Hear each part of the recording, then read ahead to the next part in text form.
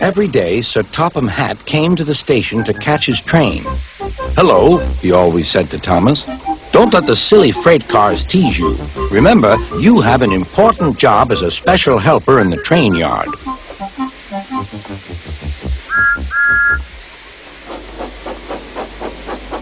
There were lots of freight cars, and Thomas worked very hard pushing and pulling them into place.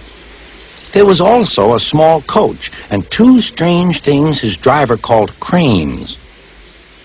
"That's the breakdown train," he told Thomas. "The cranes are for lifting heavy things like engines and coaches and freight cars." One day, Thomas was in the yard. Suddenly, he heard an engine whistling. "Help! Help!" A freight train came rushing through much too fast. The engine was James, and he was frightened. His brake blocks were on fire. "They're pushing me! They're pushing me!" he panted. "On! On!" laughed the freight cars, still whistling, "Help! Help!" Poor James disappeared. "I'd like to teach those freight cars a lesson," said Thomas the tank engine. Soon came the alarm. "James is off the line! The breakdown train! Quickly!" Thomas was coupled on, and off they went.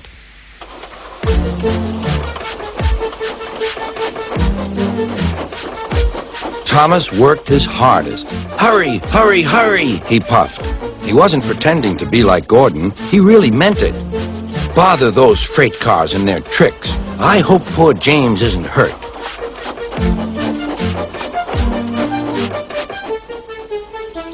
James's driver and firemen were feeling him all over to see if he was hurt.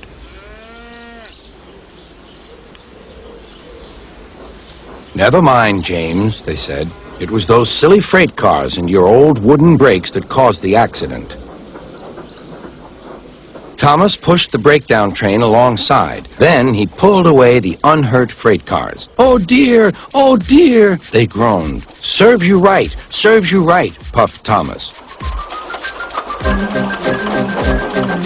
He was hard at work, puffing backwards and forwards all afternoon. "This'll teach you a lesson, this'll teach you a lesson," he told the freight cars. And they answered, "Yes, it will, yes, it will." They left the broken cars, then with two cranes they put James back on the rails.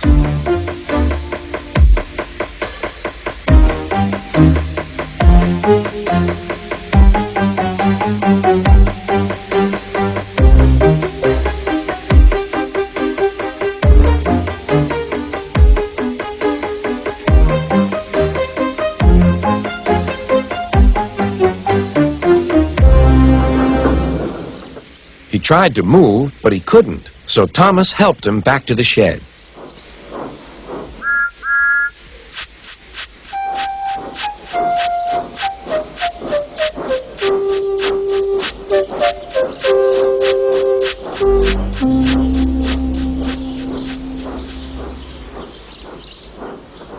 Sir Topham Hatt was waiting anxiously for them. "Well, Thomas," he said, "I've heard all about it, and I'm very pleased with you. You're a really useful engine. James shall have some proper brakes and a new coat of paint, and you shall have a branch line all to yourself." "Oh, thank you, sir," said Thomas. Now Thomas is as happy as can be. He has a branch line and two coaches called Annie and Clarabelle. He puffs proudly backwards and forwards with them all day.